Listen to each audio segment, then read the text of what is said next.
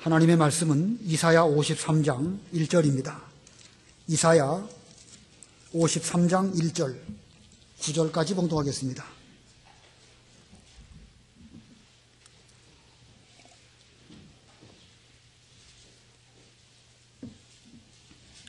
이사야 53장 1절입니다. 우리가 전한 것을 누가 믿었느냐? 여호와의 팔이 누구에게 나타났느냐? 그는 주님 앞에서 연한 순같이 마른 땅의 뿌리같이 자라서 고운 모양도 없고 풍채도 없으며 우리가 보기에 흠모할 만한 아름다운 것이 없다. 그는 멸시를 당하고 사람들에게 버림받았으며 슬픔을 많이 맛보고 병고를 아는 사람이다. 마치 사람들이 외면하는 자 같이 그가 멸시를 당하였고 우리도 그를 귀하게 여기지 아니하였다. 참으로 그는 우리의 병고를 치고 우리의 슬픔을 당하였으나 우리는 그가 징벌을 받고 하나님께 맞으며 고난을 당한다고 생각하였다. 그가 찔린 것은 우리의 허물 때문이며 그가 상처를 받은 것은 우리의 죄악 때문이다. 그가 징벌을 받음으로 우리가 평화를 누리고 그가 채찍에 맞음으로 우리가 고침을 받았다. 우리는 모두 양같이 방황하여 각기 제 길로 갔으나 여호와께서는 우리 모두의 죄를 그에게 넘겨 씌우셨다. 그는 짓밟히고 괴롭힘을 당하여도 그 입을 열지 않았으며 도수장으로 끌려가는 어린 양 같고 털 깎는 사람 앞에 양같이 잠잠하여 그 입을 열지 아니하였다. 그가 잡혀가 감금당하고 판결받았으니 그 세대 중에 누가 생각하기를 그가 산자의 땅에서 끊어짐은 마땅히 형벌받을 내 백성의 죄악 때문이다 하였겠느냐. 그는 폭력을 행한 적이 없으며 그 입에 거짓이 없었으나 그의 무덤은 악인들과 함께 있었고 그의 묘실이 부자들과 함께 있었다. 거기까지 봉독하겠습니다. 이제 다음 주면 부활주일이고 다음 주부터는 고난주간이 시작이 됩니다. 어떤 교회에서는 오늘부터 이제 고난주간, 고난주간은 다음 주간이지만 오늘부터 특별하게 기도를 하는 이런 교회도 있습니다. 우리가 이 공각 공부를 배우는 가운데 있는데 다음 주일날 고난주간에 관한 말씀을 전하게 되겠기에 미리 땡겨서 오늘부터 우리는 고난주간 말씀을 배우도록 합니다. 우리 모두들은 지금부터 좀 예수님의 부활을 잘 맞이할 수 있도록 여러 가지로 준비하는 이런 우리가 되어야 되겠습니다. 이사야 선지자는 예수님 전 700년 전의 선지자입니다. 이 선지자 이사야가 기록한 이사야 성경에는 예수님에 관한 예언의 말씀들이 아주 많이 있습니다. 처녀가 잉태하여 아들을 낳으리니 그 이름을 임마누엘이라 하리라 하는 말씀도 있고, 이 이사야서 후반부에 가면 그리스도의 고난에 대해서 아주 많이 기록을 하였고 예수님을 대하여서 고난 받으시는 종 이렇게 묘사하고 있습니다. 그 가운데 가장 대표적인 말씀이 오늘 이사야 53장입니다. 오늘 이사야 53장 본문의 제목은 그리스도의 고난입니다. 그리스도의 고난. 이사야는 그리스도께서 앞으로 당하실 고난을 700년 전에 이렇게 깨닫고 기록하면서 그는 그것을 생생하게 보면서 괴로워했습니다. 왜냐하면 자기가 바로 그리스도를 고난당하게 한 그런 장본인으로 알고 이런 말씀을 기록을 하였습니다. 오늘날 우리는 예수님께서 십자가를 지신 지 2000년 뒤의 시대에 살고 있습니다. 그러나 우리들도 이 말씀을 통해서 그리스도의 고난이 곧 나로 말미암아 비롯된 것인 줄을 알고 우리도 그 고난에 참여해야 됩니다. 다시는 예수님을 십자가에 못 박는 그런 죄를 짓지 않도록 본문의 말씀을 우리가 나의 죄 때문에 내가 나로 말미암아 주님이 고난당하신 줄을 알고 우리는 이 말씀을 나에게 해당되는 말씀으로 잘 받아야 되겠습니다. 예수님께서 예루살렘에 제자들과 함께 입성하셨습니다. 예수님이 입성하실 때는 나귀를 타고 입성하셨고 예수님을 환호하는 그 무리들이 호산나 찬송을 부르면서 종려나무 가지를 그 길가에 뿌리면서 예수님을 영접하여 드렸습니다. 그러나 불과 며칠 사이 그 분위기는 완전히 달라지게 되었습니다. 가룟 유다의 배신과 또 대제사장 바리새인들의 그 음모로 말미암아 예수님은 그들이 보낸 하속들에게 붙잡히게 되셨고 예수님의 제자들은 모두 무서워서 도망가고 말았습니다. 예수님께서는 밤새도록 신문을 받으셨고 손바닥으로 맞으셨고 침뱉음을 받으셨습니다. 빌라도의 불의한 재판을 받으셨으나 주님께서는 한마디도 항변하지 아니하시고 잠잠히 그 모든 수모를 다 당하셨습니다. 빌라도의 불의한 재판 이후에 예수님은 군병들에게 넘겨지셨고 군병들은 채찍으로 예수님을 때렸습니다. 그리고 예수님에게 그 십자가를 지우고 예수님을 이끌고 골고다로 가게 되었습니다. 그리고 골고다 언덕에서 강도들과 함께 십자가에 못 박혀 죽으심을 당하셨습니다. 이 십자가 형벌은 로마 시대의 여러 형벌 가운데 가장 극형에 해당되어지는 그런 형벌입니다. 그 십자가 형벌은 어떻게 진행되는가? 먼저 그 사람을 매달 커다란 십자가 형틀을 준비를 하겠죠. 형틀의 크기가 얼마나 되는지 한번 여러분 마음속으로 한번 생각해 보시기 바랍니다. 한 사람을 매달 만큼의 그런 크기일 것입니다. 십자가 형틀을 땅바닥에 내려놓고 그 형벌 받을 그 사람을 십자가에다가 비끄러냅니다. 단순히 못으로만 사람의 몸무게를 지탱할 수 없으니까 양손 그리고 양발을 이렇게 비끄러매는데 아마 단단하게 비끄러매겠죠. 그 몸무게를 잘 견딜 만큼의 그런 이 끈으로 묶을 것입니다. 그 다음에는 양손에다가 못을 박습니다. 그리고 발은 이렇게 포개 가지고 거기다가 못 하나를 박습니다. 얼마만한 못일까? 우리는 일반적으로 대못 그러는데 대못 정도가 아니에요. 아마 작은 말뚝 정도 되는 그런 못을 박습니다. 르브르 박물관인지 어느 박물관인지 제가 정확하게 기억이 안 되는데 그 박물관에 보관되어져 있는 그 로마 시대의 그 못을 보면 보고 오신 분이 저한테 보여주시는데 한 20cm나 25cm 정도 되는 그런 정도의 못이고 그 지름은 1cm나 혹은 1.5cm 정도 되는 이런 그 작은 새말뚝을 양손에 각각 박고 그리고 발을 포개서 그 위에다가 박습니다. 이렇게 잘 박은 다음에는 그 형틀을 똑바로 세워서 이렇게 오랫동안 세워놓습니다. 십자가 형틀에 못 박힌 그 사람은 그 뒤에 어떻게 될까? 어느 정도 손과 발에서 피가 많이 나오겠지만 사람은 그런 정도의 피를 흘렸다고 해서 그렇게 쉽게 죽지는 않습니다. 십자가에 매달려 있는 사람 입장에서 가장 힘든 게 무엇일까? 손과 발에 못 박힌 것보다 그 형틀에 매달려서 숨 쉬는 것이 제일 힘들다고 합니다. 한번 상상해 보면 우리가 어떻게 매달려가지고 이렇게 있는데 이거 숨쉬기가 쉽지 않겠죠. 이게 숨을 쉬려고 하면 몸이 좀 똑바로 되겠는데 몸을 똑바로 하기 위해서는 손에다가 힘을 쓰고 발에다가 힘을 써가지고 똑바로 이렇게 쓴 다음에 이렇게 좀 숨을 쉬게 되는데 얼마 동안 숨 쉬다 보면 또 힘 빠지니까 또 처집니다. 처지게 되면 또 힘이 들어가지고 숨 못 쉬고 숨 좀 쉬려고 이렇게 일어나려고 하면 또 손과 발에 힘이 가해지게 되고 여기서 피가 응고되려고 하면 다시 나오고 응고되려고 하면 다시 나오고 그렇게 피는 점점 많이 흘러내리다가 마지막에 되면 이제 다 힘이 빠져가지고 서서히 죽어가는 형벌, 그것이 바로 십자가 형벌입니다. 자, 예수님은 거기에다가 옆구리에 창으로 찔리셨기 때문에 모든 물과 피를 다 쏟게 되셨습니다. 자, 그런데 이러한 예수님께서 앞으로 당하실 형벌을 700년 전 이사야는 생생하게 마치 자기가 그 곁에서 직접 본 것과 같이 본문에 이렇게 기록을 하고 있습니다. 오늘 본문이 얼마나 생생한지 읽어보면 이건 바로 그리스도에 대한 예언의 말씀이구나 알 수가 있죠. 이 유대인들은요, 이 말씀을 보면서도 그 그리스도가 바로 예수님이시고 이사야가 말한 바로 그 예언의 당사자가 예수님이라는 사실을 잘 받아들이지 않으려고 한다고 합니다. 뻔한 것인데 우리가 보기에는.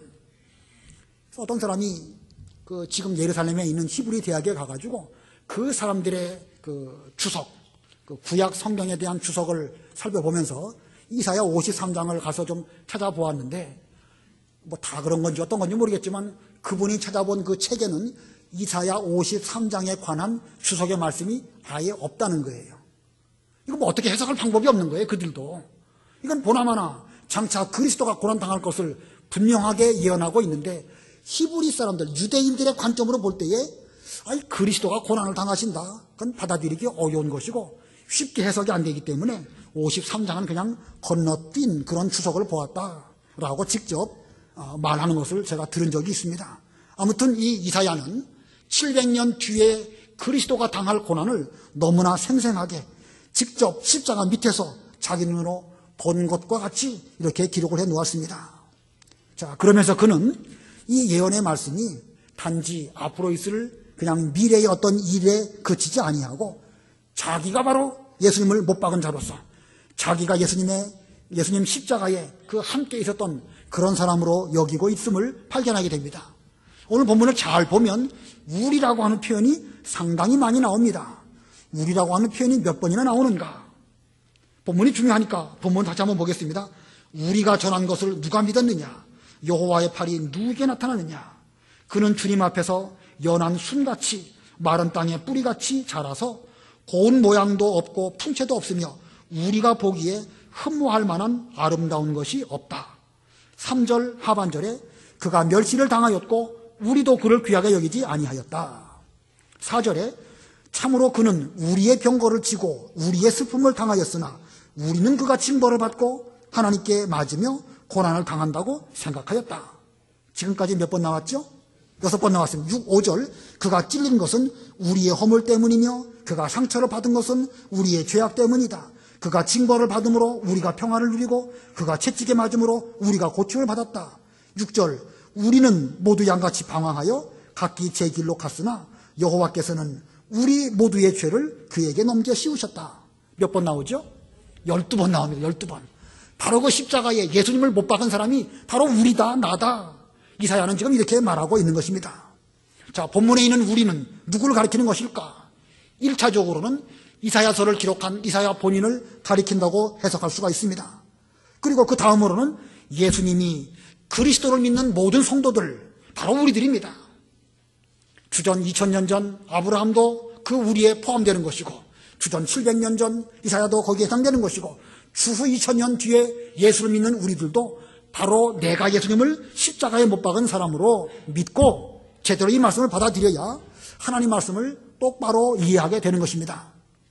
만일 예수님을 배반한 가룟 유다, 또 예수님을 십자가에 못 박은 그 군병들, 그런 사람들에 의해 가지고 예수님은 십자가 고난을 겪으셨다, 이렇게 생각한다고 하면 그 사람은 예수님의 십자가를 역사적인 십자가, 지금부터 2000년 전에 있었던 나와는 상관이 없는 십자가, 이런 정도밖에는 보는 것이 아닙니다.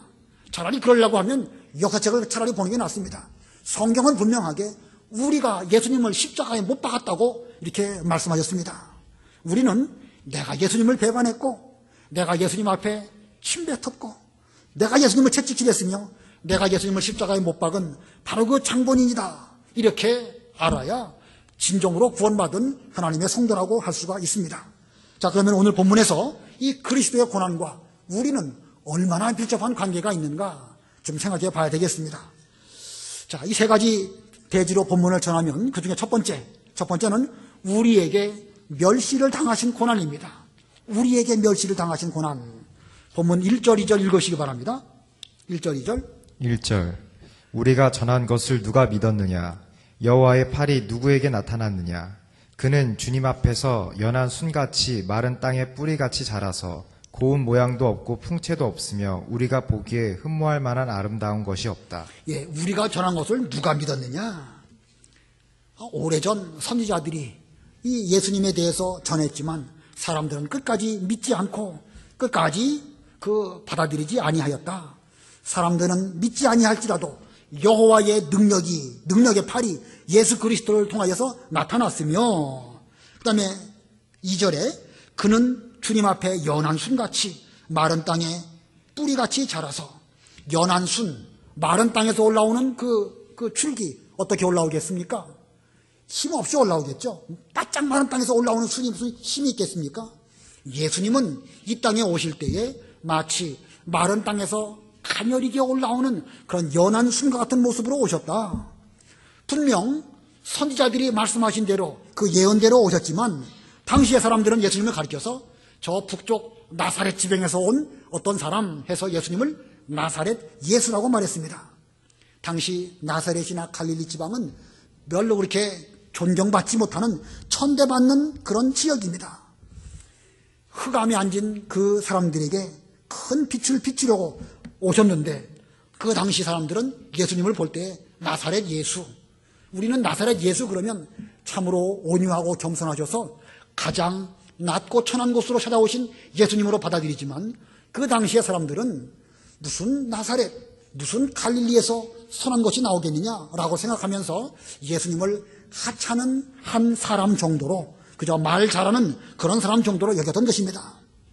예수님은 평생 가난한 자, 약한 자, 병든 자들을 가까이 하셨고 심지어 세리와 죄인들의 친구로서 지내셨습니다. 그래서 그 결과가 무엇인가? 3절 보면 3절, 그는, 예수님께서는 멸시를 당하고 사람들에게 버림받았으며 슬픔을 많이 맛보고 병고를 아는 사람이다. 마치 사람들이 외면하는 자같이 그가 멸시를 당하였고 우리도 그를 귀하게 여기지 아니하였다.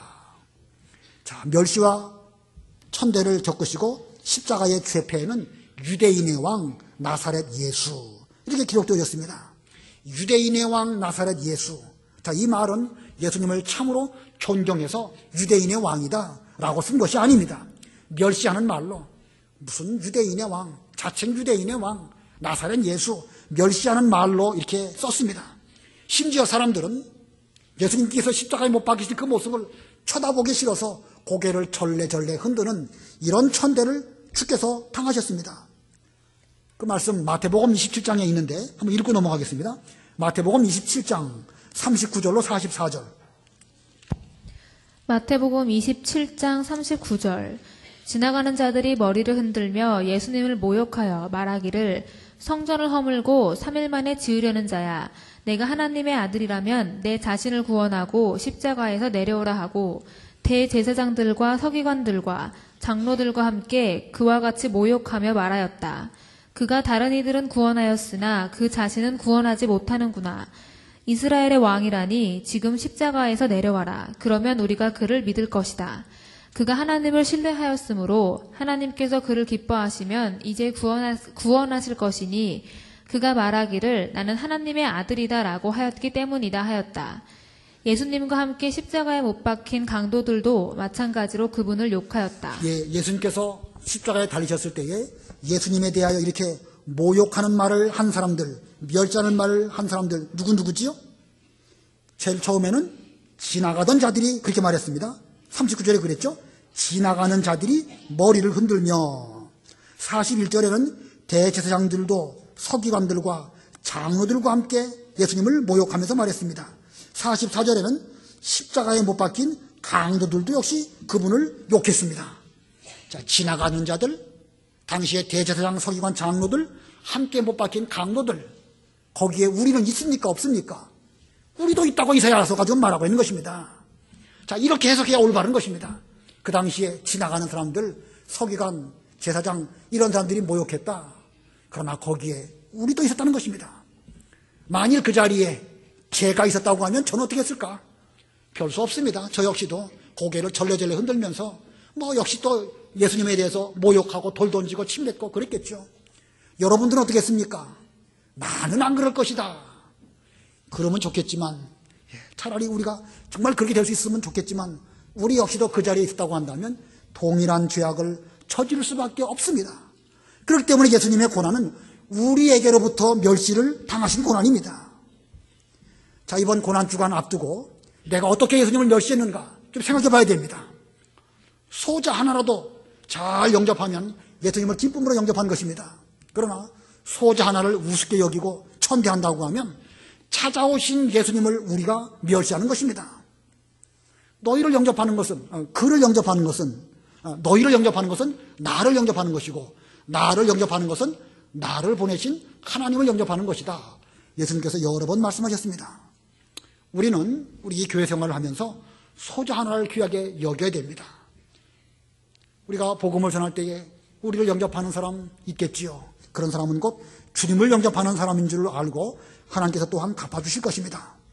예수님께서는 세리와 죄인의 친구로서 우리에게 찾아오셨고 우리에게 큰 빛을 비춰주셨습니다. 그런데 혹시 우리는 예수님을 멸시하고 예수님의 이름으로 오는 소자라든지 예수님의 이름으로 우리에게 말씀을 전해주는 그런 사람에게 대해서 혹시 모욕하는 그런 행위는 하고 있지 아니한지 우리는 잘 살펴봐야 됩니다. 저를 비롯해서 우리 어느 누구라도 나는 아니다 이렇게 말할 사람 한 분도 안 계십니다. 그러므로 우리는 이 시간에 예수님의 십자가 앞에서 내가 얼마나 예수님을 멸시했는지 그것을 찾아서 회개해야 됩니다. 그리고 예수님 멸시하고 모독하고 소자 하나도 영접하지 못했던 우리의 죄를 앞으로 남은 부활절 전까지 철저하게 회개하고 진심으로 주님의 십자가 앞에 나아가서 죄 용서를 받는 그런 우리가 되어야 되겠습니다. 그 다음에 크게 두 번째로 그리스도의 고난은 어떤 관계가 있는가 우리와 두 번째는요 우리 죄와 허물을 담당하신 고난입니다. 그분의 고난은 우리와 전혀 상관이 없는 것이 아니라 우리의 죄, 우리의 허물 이것을 담당하신 고난이다. 본문 4절부터 6절까지 좀 길지만 아주 중요한 성경 전체의 요절입니다. 의미를 생각해 보면서 다 같이 합독하겠습니다. 4절로 6절 시작. 참으로 그는 우리의 병고를 지고 우리의 슬픔을 당하였으나 우리는 그가 징벌을 받고 하나님께 맞으며 고난을 당한다고 생각하였다. 그가 찔린 것은 우리의 허물 때문이며 그가 상처를 받은 것은 우리의 죄악 때문이다. 그가 징벌을 받음으로 우리가 평화를 누리고 그가 채찍에 맞음으로 우리가 고침을 받았다. 우리는 모두 양같이 방황하여 각기 제 길로 갔으나 여호와께서는 우리 모두의 죄를 그에게 넘겨 씌우셨다. 예수님의 십자가는 우리의 질고를 지시고 우리의 슬픔을 당하시는 것인데도 불구하고 우리는 우리 자신의 죄에 대해서 생각하지도 아니하고 예수님이 징벌을 당하시는 것은 하나님에게로부터 징벌을 받는 것이다 이렇게 생각했다는 것입니다. 즉 우리는 그분의 그 십자가를 나와는 상관없는 것으로 여겼다. 바로 우리 때문에 고난 당하시는데 우리는 나와는 아무 상관이 없는 것으로 생각했단 말입니다. 그래서 5절에 그가 찔린 것은 우리의 허물 때문이고 그분께서 상처를 받으신 것은 우리의 죄악 때문이다. 그가 징벌을 받으심으로 우리가 평화를 누리고 그가 채찍에 맞으심으로 우리가 고침을 받았다. 예수님이야말로 죄와 허물도 전혀 없으신 순수하신 그분이시지만 우리 때문에 찔리셨고 우리 때문에 상하셨다. 사실 죄와 허물은 우리 것인데 우리의 죄와 허물 때문에 예수님께서 찔리시고 상함을 입으셨다. 또 예수님은 우리와도 본래 상관이 없지요. 예수님과 우리는 사실은 무슨 아무 상관이 없습니다. 그럼에도 불구하고 우리의 모든 죄와 허물을 친히 담당해 주셨습니다. 예수님께서 십자가 위에서 그 자신을 못 박은 그들에게 대해서 제일 처음 하신 말씀이 무엇입니까? 저들의 죄를 용서해 주십시오. 자, 바로 우리의 죄를 용서해 주시기를 그 십자가에서 하나님 아버지 앞에 기도를 드리셨습니다. 예수님은 우리의 죄와 허물로 담당하시려고 십자가를 지셨음에도 불구하고 우리는 어리석어서 십자가를 멀리하고 각기 제 길로 도망갔습니다. 6절에 보니까 우리는 모두 양같이 방황하여 각기 제 길로 갔으나 여호와께서는 우리 모두의 죄를 그에게 넘겨 씌우셨다. 양들은 어리석어가지고 고난이 오니까 다 각각 뿔뿔이 흩어졌습니다. 십자가가 무섭고 십자가를 꿰서 다 뿔뿔이 흩어졌지만 하나님께서는 우리 모두의 죄를 예수님에게 다 씌우셔서 그로 하여금 그 죄값으로 죽게 만드셨습니다. 그러므로 이 말씀은 우리 모두가 마땅히 그 자기 죄 때문에 자기 십자가를 지고 우리가 골고다에 가갖고 십자가에 못 박아 죽게 되는데도 불구하고 하나님 아버지께서는 우리의 죄악을 그리스도에게 담당하시도록 하셨다. 우리의 죄값은 사망입니다. 마땅히 죽어야 할 죄인은 바로 우리들입니다. 그런데 우리들은 죽음이 무서워서 도망갔고 여호와께서는 우리의 죄값, 죽어야 할 그 죄값을 예수님에게로 대신 담당하게 하셨습니다. 자, 이 본문의 말씀은 너무너무 송구스러운 말씀이고 너무너무 은혜롭고 감사한 그런 말씀입니다. 자, 4절로 6절 참 은혜로운 말씀이죠. 제가 무슨 인간의 무슨 미사역으로 설명할 수 없는 말씀입니다. 우리 다시 한번 4절로 6절 그 의미를 잘 생각해 보면서 한번 다시 한번 합독하겠습니다. 시작. 참으로 그는 우리의 병고를 지고 우리의 슬픔을 당하였으나 우리는 그가 징벌을 받고 하나님께 맞으며 고난을 당한다고 생각하였다. 그가 찔린 것은 우리의 허물 때문이며 그가 상처를 받은 것은 우리의 죄악 때문이다. 그가 징벌을 받음으로 우리가 평화를 누리고 그가 채찍에 맞음으로 우리가 고침을 받았다. 우리는 모두 양같이 방황하여 각기 제 길로 갔으나 여호와께서는 우리 모두의 죄를 그에게 넘겨 씌우셨다. 자, 오늘 본문 4절 6절 가운데서 한 가지 더 짚고 넘어갈 거. 우리의 죄와 허물을 예수님께서 담당하신 결과가 무엇인가? 그 결과 5절 하반절을 보니까 그가 징계를 받음으로 우리는 평화를 누리고 그가 채찍에 맞으심으로 우리는 나음을 입었다. 자, 이 십자가의 궁극적인 목적은요, 죄인된 우리를 십자가를 통해서 하나님과 평화를 누리게 하시는 것이 십자가의 궁극적인 목적입니다. 단순히 그냥 죽으신 것으로 끝이 아니고 그 십자가 제사로 말미암아 우리와 하나님 사이에 평화의 관계가 되도록 하신 것이 십자가의 목적입니다. 그리고 우리로 하여금 다시는 죄와 상관없는 죄에 대해서 마음을 입게 하시기 위해서 주님께서 십자가를 지셨습니다. 자, 이 죽음, 십자가의 죽음은 저주의 십자가이지만 예수님으로 말미암은 십자가는 우리로 하여금 하나님과 화평을 누리고 더 이상 죄에 대해서는 완전히 끊어버리고 마음을 입게 하시기 위한 그런 십자가입니다. 그러므로 오늘날 우리들은 그 십자가를 사랑하고 그 십자가를 찬송합니다. 우리 모두는 이제부터 십자가를 가까이 하는 이런 우리가 되어야 됩니다. 십자가 밑에 나아가 우리 모든 짐을 다 풀어놓고 예수님으로 말미암아 하나님과 평화를 누리고 예수님의 십자가에 우리 죄를 못 박아서 죄에 대해서는 완전히 죽고 의에 대해서는 예수님으로 말미암아 살아나는 이런 삶을 사시는 우리 모두가 다 되시기를 바랍니다. 그 다음에 세 번째로 그리스도의 고난, 우리와 무슨 관계가 있을까? 세 번째는 우리를 위하여 제물이 되신 고난입니다. 예수님의 십자가 고난은 그냥 죽음, 단순한 죽음이 아니고 제물로 하나님 아버지 앞에 죽어주신 그런 고난의 십자가. 본문 7절 8절 읽어보세요. 7절 그는 짓밟히고 괴롭힘을 당하여도 그 입을 열지 않았으며 도수장으로 끌려가는 어린 양 같고 털 깎는 사람 앞에 양같이 잠잠하여 그 입을 열지 아니하였다. 그가 잡혀가 감금을 당하고 재판을 받았으니 그 세대 중에 누가 생각하기를 그가 산자의 땅에서 끊어짐은 마땅히 형벌받아 내 백성의 죄악 때문이다 하였겠느냐. 예, 이 양이라는 짐승은 아주 온유합니다. 심지어 자기 몸에 칼을 대서 푹 찔러 죽이는 그 순간도 눈을 껌뻑껌뻑하면서 잠잠하고 죽습니다. 물론 소는 조금 다르겠죠.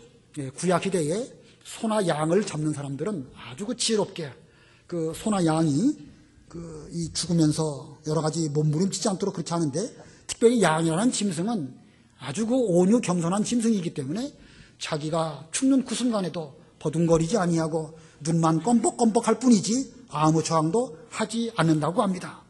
어린 양으로 자신을 속죄 제물로 드리신 예수님께서는 우리를 위하여 제물이 되실 때에 잠잠하시고 또 괴로울 때에도 입을 열지 아니하시기를 도수장에 끌려가는 어린 양같이 또 털 깎는 자 앞에 잠잠한 양같이 그 입을 열지 않으셨습니다. 우리 복음서를 다 보면 주님께서 그와 같은 모습으로 잠잠히 십자가를 지신 것을 볼 수 있습니다. 그것은 예수님께서 무슨 무능하시거나 지혜가 모자라서 변명하지 않고 항거하지 않은 것이 아닙니다. 빌라도의 재판을 받으실 때든지 공회 앞에서 신문을 받으실 때에도 예수님이 지혜가 부족해서 그러신 것이 아닙니다. 복음서를 잘 보면 예루살렘에 입성하였을 때에 그 바리새인들 또 사두개인들 자기들의 말로 예수님을 어떻게 올가미로 씌우려고 했지만 주님께서는 지혜로운 말로 그들의 말의 올가미에 걸려 넘어지지 않으셨습니다.